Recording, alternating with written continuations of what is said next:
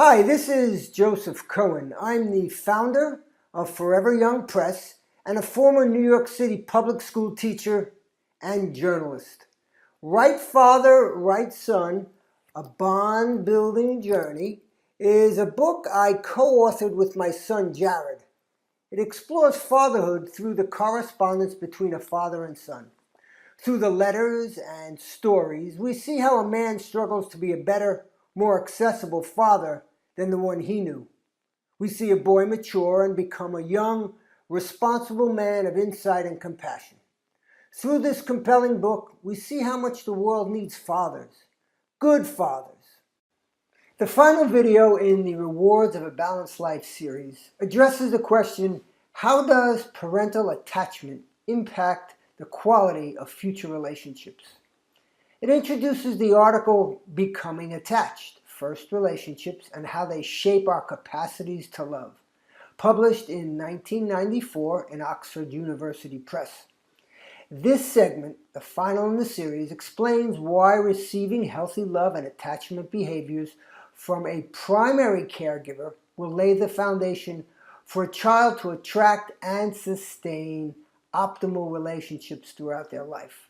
It provides insight and resources to help reconstruct the bond between a parent and a child who didn't receive the type of love they needed.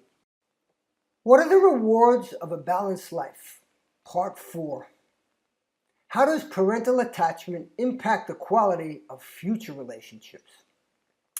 The fact that many people find romantic excitement in a lover who displays the qualities of a rejecting parent, an excitement that they do not find in others, suggests the degree to which they remain not just committed to, but enthralled by early attachment figures.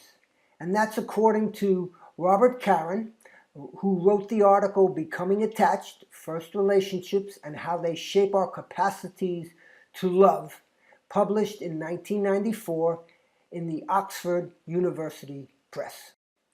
Experiencing healthy love and attachment behaviors from a primary caregiver will lay the foundation for a child to attract and sustain optimal relationships throughout their life. But reconstructing the bond of a parent who didn't provide their offspring the type of love they needed may take some children decades, while others could struggle for a lifetime. Due to ineffectively functioning relationships, individuals regularly suffer frustration, anger, sadness, damaged personal and professional connections, emotional distress, broken families, divorce, inabilities to concentrate, lowered productivity, loneliness, the need for treatment and/or medication, among numerous other negative experiences, wrote Mariana Klebanov, J.D., in The Critical Role of Parenting in Human Development, which she co-authored with Adam D. Travis, M.D., Ph.D. For a child, releasing a mother or father who didn't love them the way they needed is complex and can be painful. Unraveling lingering hurt is an arduous process. To begin the healing process, one must first integrate their charged emotions through awareness, a step which can lead to forgiveness and ultimately reconciliation. While there are a host of available resources to put the wheels of change in motion, sustained progress to a more peaceful and empowered state of mind is possible only with a serious commitment. Having a big why, a significant reason to change, will keep the momentum going in the midst of personal setbacks, shifting priorities, and challenging family dynamics.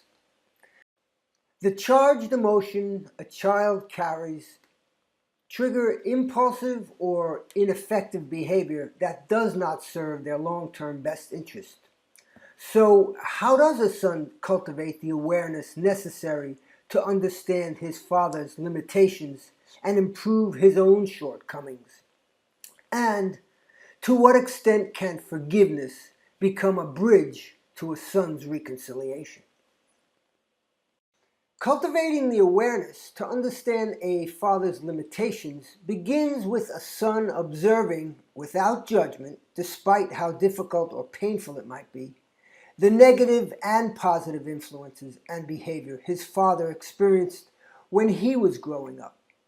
A son would need to consider the prevailing attitudes, both from within his father's family and the community in which he lived, to understand the treatment he received from his dad. With understanding comes awareness. Stepping far enough back from the angst and the tears to examine their differences and similarities will help a young man to gain a healthy perspective about his father.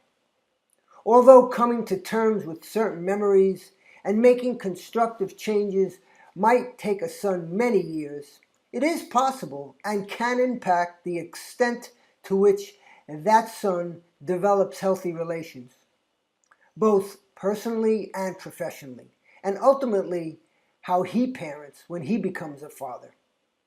For a son to cultivate the awareness necessary to understand his father's limitations, he must first be willing to open his heart and then utilize resources by experts in the field of psychology and spirituality that can help expand his perspective.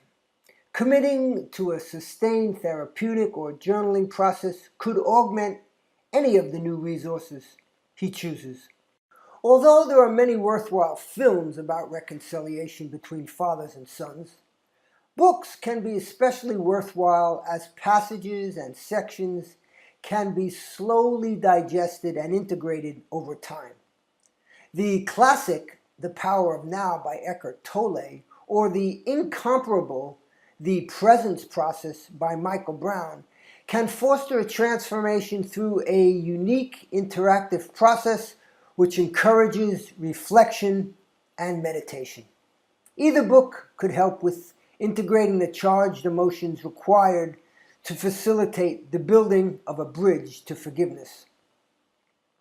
Journaling regularly, especially upon waking and just before retiring for the night, is a powerful process to explore subconscious images that may appear in dreams or to review the significant events or challenges of the day.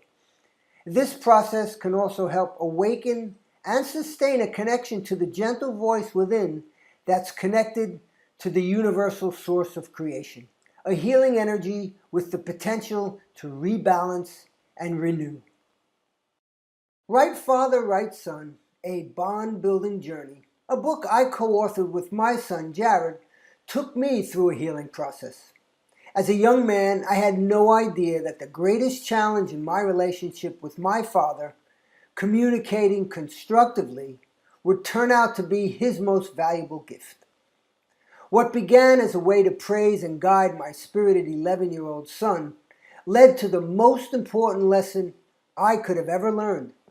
The letters in the book were my investment in Jared's development and our relationship through his adolescence as he approached adulthood. The process of regularly communicating with my son was cathartic, as it enabled me to remain connected to him while integrating the charged emotions derived from my relationship with my father.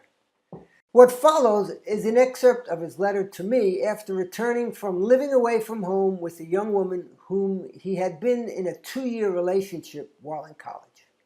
Jared writes, "For years I've gone away and come back home, but this summer lasted a few months longer than anticipated. I've been away for about 6 months, but I feel like I've grown up several years. Paying rent, working full-time, and living in such close quarters with Allison have definitely put, as they say, more hair on my chest. I've had girlfriends, but never with such depth and genuine love as in my relationship with Allison. When I'd wake up at 6 to go to work, she'd get up with me, make me a shake, and drive me to the school where I was teaching. And when she'd be rushing to her job, I'd make her some food or fill her water bottle or pack her bags for her. As M. Scott Peck taught me in The Road Less Traveled, a book I sincerely thank you for giving me, love is about sacrifice, And genuine love consists of work and courage. It took courage for us to move to California without any concrete plans, but we knew it would work out because we had each other. I learned to trust people in California, and I learned to trust myself. I really can create anything I can visualize. I'm happy to be home. Seeing you and Mom gives me great joy, and I hope you know that you two are wonderful parents. So unconditionally caring and loving. That's how parents should be. Tonight you told me that you were lucky that I picked you as my father, but really I'm the lucky one. Children have such rough childhoods filled with abandonment and violence and heartbreak. I've been able to observe what it means to love and how it feels to be loved. I'm a very lucky person. It's only because of all the love I've gotten from you and Mom over the past 20 years that I was able to give so much to Allison. So thank you. This is Joe Cohen thanking you for joining me today and throughout this 4-part video series. Please like, comment, and share this video with your family and friends. And remember to subscribe to our YouTube channel. Also, I just wanted to mention that at the time I'm recording this video series for you, I'm getting excited about an event that's coming up in a few weeks at a wonderful bookstore here in Northeast Florida, not far from where I live. If you've stuck with me this far, that tells me that you share my passion for making father-son relationships the best they can possibly be. I'd love to hear things that you've done in your life that you have found took your father-son relationship to a new level. And if you'd like me to come visit a bookstore or a group in your area, I'd love to hear about that too. Thanks. I look forward to hearing from you soon.